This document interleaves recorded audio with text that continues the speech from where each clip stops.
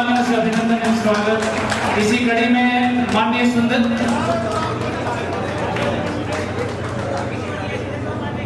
माननीय पूर्व मंत्री ग्रोवर जी का बुके और अंग वस्त्र से सम्मान करता हुआ स्वागत समिति के प्रतिनिधि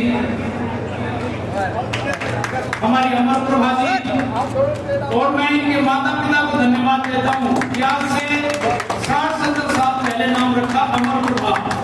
आज का हमारी पार्टी के बहुत ही वरिष्ठ नेता, 3 बार प्रदेश के महामंत्री रहे आदरणीय श्री वीर कुमार यादव जी, आज उनकी 50वीं सालगिरह थी, मैरिज एनिवर्सरी, गोल्डन जुबली। हम सबका सौभाग्य कि कैसे हमारे क्रांतिकारी नेता, ऐसे शिक्षित नेता, ऐसे अनुभवी और जिनसे प्रेरणा ली जा सके, ऐसे व्यक्तित्व के धनी, अपनी जुबान के जो पक्के हैं और जिससे कमिटमेंट किया उसके साथ आखिरी दम तक खड़े रहना, ऐसी क्वालिटी राजनीति में बहुत कम जगह देखने को मिलती है।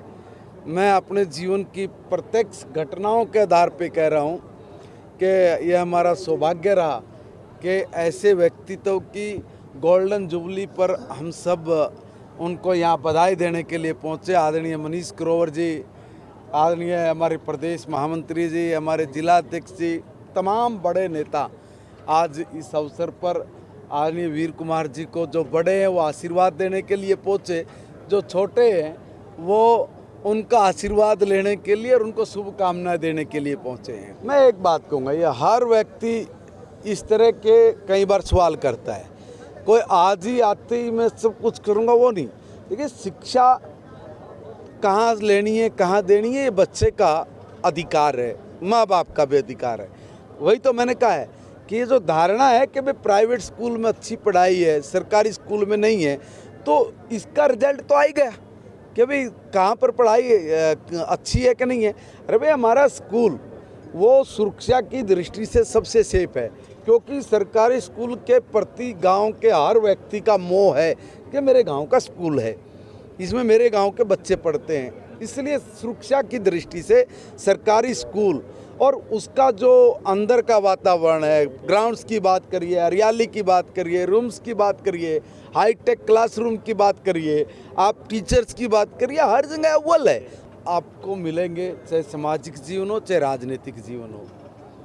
मगर ऐसी मिसाल जो समाज में ये सिखाती है कि दोस्ती क्या होती है, जो सिखा सकती है कि प्रेम क्या होता है, जो जिनका जीवन चरित्र ये बताता है कि भाई आप किसी का हाथ पकड़कर जब चलते हो तो उसको आखिरी समय तक कैसे निभाएं।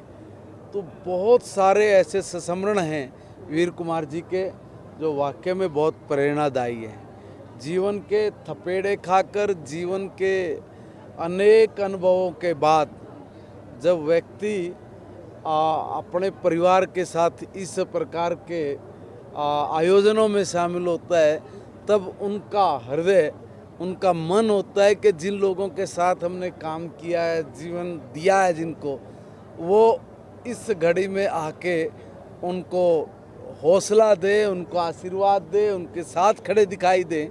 तो ये हजारों लोगों का जो आज आगमन यहाँ पे हुआ है, वो दिखाता है कि भाई ये व्यक्तित्व साधारण नहीं है। साधारण व्यक्तित्व के धनी वीर कुमार जी को, उनके परिवार को भारतीय जनता पार्टी की तरफ से मैं बहुत बहुत शुभकामनाएं, बधाई देता हूँ कि वो दीर्घायु हों, वो स्वस्थ जीवन जिए और निरोगी काया के साथ परिवार के हर पल को उनके साथ मिलके जिए। हरियाणा देश का पहला राज्य है जिसने 100% एनईपी को लागू कर दिया। अब एनईपी यहाँ लागू हो चुकी है, 100% एनईपी लागू हो चुकी है इस बार से। हमने पहले ही कहा था, आदरणीय मनोहर लाल जी ने पिछली बार 2020 शिक्षा नीति पर ये कहा था कि 2025 एक मिनट रुकिए भाई, 2025 तक हम लोग नई राष्ट्रीय शिक्षा नीति को लागू करेंगे। मुझे फक्र है कि मेरे नेता ने मनोहर लाल जी ने जो कहा था, आदरणीय नायब सैनी जी के नेतृत्व में हमने एनईपी को लागू कर दिया। हरियाणा पहला राज्य बनकर, और इतना ही नहीं है, आईटेप जो डाइट थे, और डाइट में जो हमारे टीचर्स को जो ट्रेनिंग दी जाती है, जो नए टीचर आते हैं, जो पुराने, उनको भी हर साल जो शिक्षा में परिवर्तन होते हैं उसको सिखाने के लिए जो डाइट्स हमारे संस्थान हैं, अब वो एनईपी के बाद उसमें कुछ बदलाव हुए, वो आईटेप बन गए। आईटेप में अप्लाई करना, देश का पहला राज्य बन गया हरियाणा जिसने ठीक समय पे अप्लाई किया, और भारत का कोई राज्य अभी उसकी अप्लाई करने की प्रोसेस को भी नहीं अपना पाया है, और हमने अप्लाई कर दिया। यानी यहाँ भी हरियाणा पहले नंबर पर है, और देश भर में भारत का जो राष्ट्रीय शिक्षा जो केंद्र है वो हरियाणा को देख के बता रहा है कि देखो हरियाणा ने भी इसको लागू कर दिया, ऐसे करिए। ठीक है, हरियाणा शिक्षा के क्षेत्र में आदरणीय नायब सैनी जी के नेतृत्व में बहुत तेज गति से और नियम अनुसार आगे बढ़ रहा है। हर व्यक्ति अपने नज़रिए से देखता है। जिन लोगों ने ये काम शुरू किया, स्कूल्स बनाए हैं, वो भी हमारे बच्चों को पढ़ा रहे हैं, कोई गुनाह नहीं कर रहे हैं। अच्छा रिजल्ट दिया है। मैं विरोध में नहीं। मैं एक मिनट, जो कमियां रही हैं उन कमियों को दूर करना, उसके लिए उनको यही कहा कि देखो भाई, बहुत लंबा समय हुआ है, आप जो कमियां हैं आप उनको दूर करते जाइए, और जो नियम है उस नियम के अनुसार आप अपने स्कूल्स को, अपने संस्थानों को चलाइए। एक बात। दूसरी बात ये कि जो मनमानी की बात है, 100% मैंने उन तमाम संस्थाओं पर जहां पर से हमें मेल के द्वारा या टोल फ्री नंबर के द्वारा या पत्र के द्वारा जिनकी भी शिकायत हम लोगों को मिली है, हमने, हमारे अधिकारियों ने वहां पर जाकर कार्रवाई की है। और जब कार्रवाई कर रहे थे तो कड़ी कार्रवाई हो रही थी।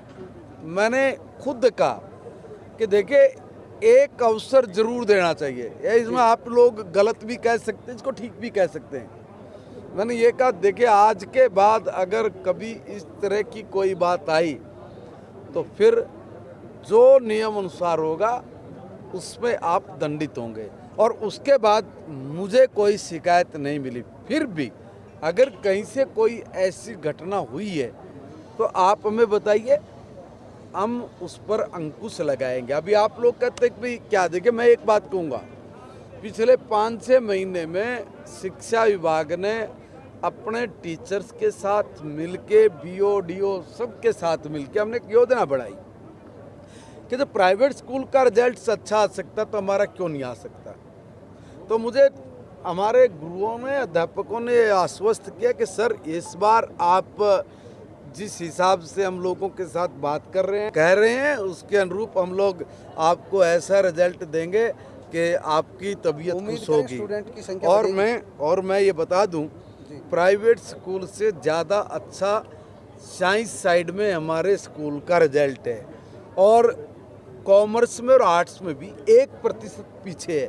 यानी कि जिनके बारे में, स्कूल के बारे में सारा विपक्ष बोलता है, टीचर नहीं है, इंफ्रास्ट्रक्चर नहीं है, व्यवस्था नहीं है, उन लोगों के मुंह पर तमाचा है कि वो परिणाम, वो जो बोल रहे हैं इसका मतलब झूठ है। और हम लोग आपको विश्वास दिला रहे हैं कि अभी पहले से ज़्यादा एडमिशन की संख्या हमारी हो चुकी है, और आगे भी हमारे एडमिशन की संख्या बढ़े। मैं तो आपके चैनल के माध्यम से सभी के एक निवेदन कर रहा हूँ, देखिए ये एक धारणा बन गई है कि भाई प्राइवेट स्कूल। अरे भाई, हमारे सरकारी स्कूल में बहुत अच्छे मास्टर हैं, बहुत बढ़िया हैं, और आपके लिए आप ही का स्कूल है, आप भरोसा करिए। हम ये नहीं कह रहे कि प्राइवेट में मत पढ़ाइए। देखिए, आपका अपना निजी विचार है कि भाई आप अपने बच्चों को कहाँ पढ़ाएं। हम ये कह रहे हैं कि हमने हरियाणा के सरकारी स्कूलों की कायाकल्प करने की कोशिश की है, वो हुई है, और उसी के कारण ये बेहतरीन रिजल्ट मिल रहे हैं। अगर मैं हायर की बात करूं तो 3 जून से पहले कभी भी आज तक एडमिशन प्रक्रिया शुरू नहीं हुई। हमने 18 तारीख को रिजल्ट आया, 19 तारीख को आदेश दिया और 19 तारीख को ही पोर्टल मैंने ऑन किया। ऑन करते ही पहले दिन ही 4200 एप्लीकेशंस आई। आप कल्पना करिए कि मैं 12 बजे लॉन्च करता हूँ और शाम को 5 बजे तक 4200 बच्चे उसमें अप्लाई कर देते हैं। इस बार मैंने कहा कोई सर्वर डाउन नहीं होगा, अब तक कोई सर्वर डाउन नहीं, अंत तक कोई सर्वर डाउन नहीं होगा। सरकारी कॉलेज की सब सीट भरें। और इतना ही नहीं है, हमने इंटर्नशिप के लिए भी 3 दिन पहले ही फरीदाबाद में उद्योगपतियों को भी बुलाया, वाइस चांसलर को बुलाया और ये तय किया कि इंटर्नशिप लागू करिए और 100% प्लेसमेंट कैसे हो हमारे संस्थानों से, इस पर बहुत बड़ा चिंतन हुआ है। और मुझे ये बताते बहुत खुशी हो रही है कि जो हमारे इंजीनियरिंग पॉलिटेक्निकल कॉलेज हैं उनकी 100% प्लेसमेंट है, 98%। और ये महाराष्ट्र के बॉम्बे के 1-2 कॉलेज को छोड़ दें तो हिंदुस्तान में पहले नंबर पर है। ये जो अचीवमेंट हो रही हैं ये ऐसे नहीं हो रही है, इसके पीछे बड़े कारण हैं। हमारे टीचर्स की मेहनत, उनकी ताकत याद दिलानी थी। हमारे टीचर्स हमारे हनुमान हैं और वो श्री राम का ईश्वरीय कार्य कर रहे हैं। बहुत बहुत आभार सभी का। ये करूंगा आयोजन समिति से कि सबसे पहले मुख्य अतिथि महोदय का पगड़ी भेंट करके उनका